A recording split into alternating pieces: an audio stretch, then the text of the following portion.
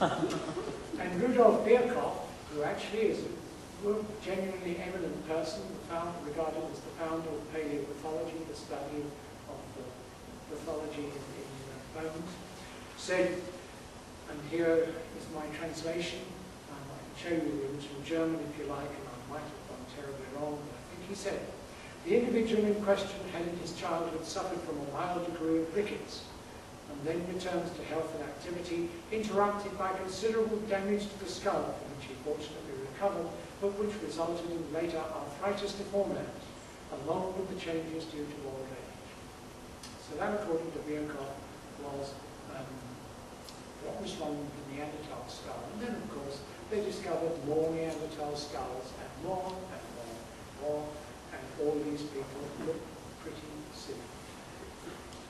And then Pithecanthropus, the first specimen of Homo erectus from Java, was discovered in 1891. And one Daniel Cunningham said, the fossil cranium described by Dubois is unquestionably to be regarded as human. And whereas Virchow had to have his say again, and he said it's a giant gibbon. According to all the rules of classification, this creature is an animal, to wit, an ape.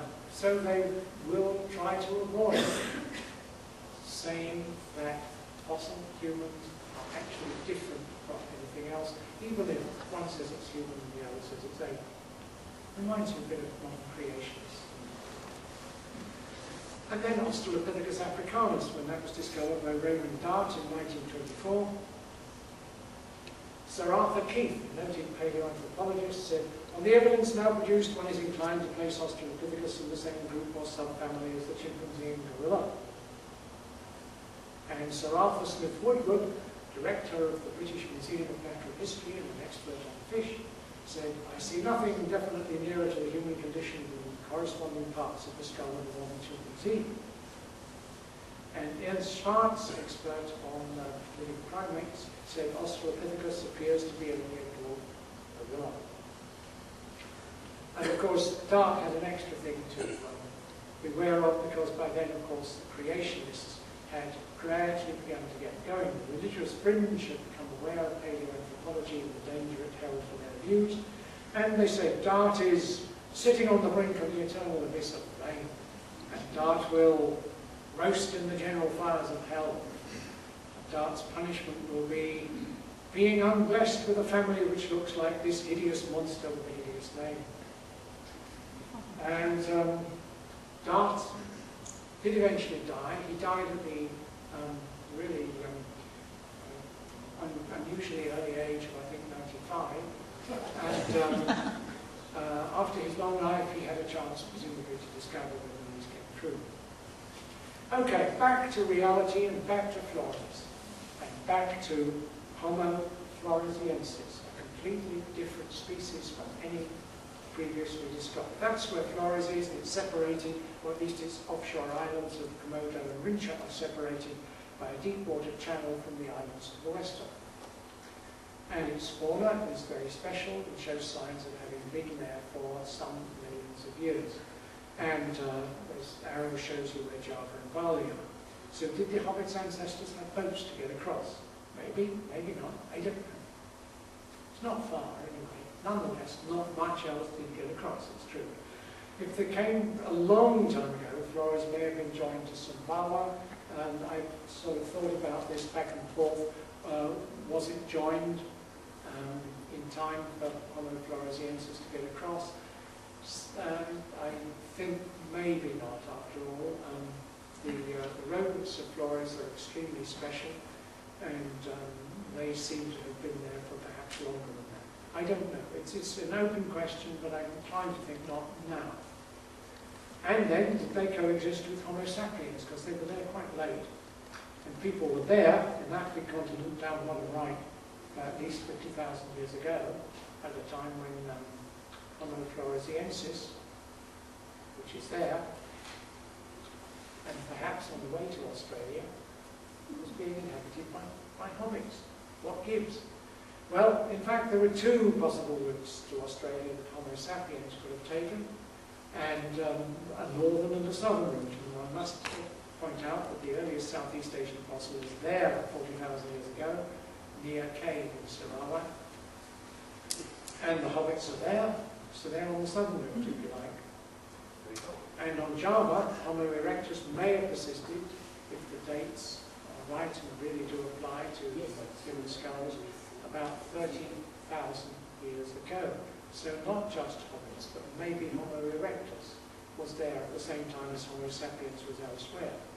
What price Homo sapiens, having taken the northern route and not getting to the southern islands until much later? After all, there was rainforest in between, and humans are not very good at living in rainforest. Okay, conclusion. And then, hobbits are not there now.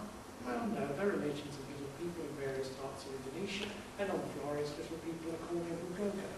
Well, interesting legends. Okay, postscript. The acts of Professor Tunku Yacob, whom we've met before. Indonesia's paleoanthropologist, proponent of the Hobbit as a microcephalic pygmy hypothesis. His lab is in Yogyakarta, which is in central Java, well to the east of Jakarta, where the Hobbit specimens were housed in the Centre for Archaeology. And he insisted on borrowing them for study in his own lab. He didn't come to Jakarta and say, "May I study the specimens here?" No, he stood over them and said, "I want to take the specimens back." And when they were finally returned to Jakarta, they were not in the condition in which they had been sent. There's LB6, the second jaw, which hasn't been described even when Yacob looked at it, and you can see the way it's got broken. Before Yacob and after Yacob. And LB1, even the jaw of the Hobbit itself. Apparently, Debbie Argue tells me no longer fits the cranium.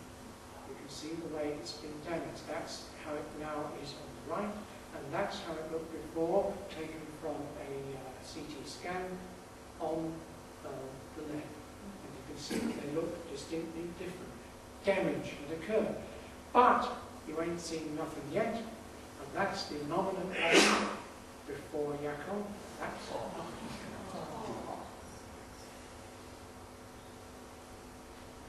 Thank you, all these people. Thank you, Woods, Debbie Argue, and Mike Morwood. Stand up and just say hello. Thank you very much.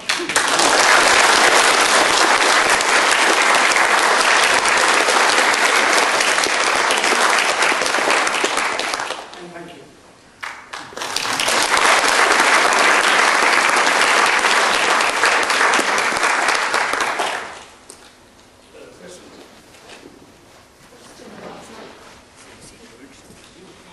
Where does the Wallace line go on that map that we have? Oh yes, the Wallace line goes just east of Bali, which is connected by shallow water to Java. And frankly, it's not all that convincing down between Bali and Lombok in the south, because Lombok has rather more oriental fauna than used to be thought. But it is very convincing in the north, between Borneo and Sulawesi. So I'm not absolutely convinced that the deep water between Bali and Lombok is very ancient, but between Borneo and Sulawesi it undoubtedly is. So that's the Wallace line. It may have been somewhat misinterpreted, but it's very clear. Marks the eastward limit of the typical oriental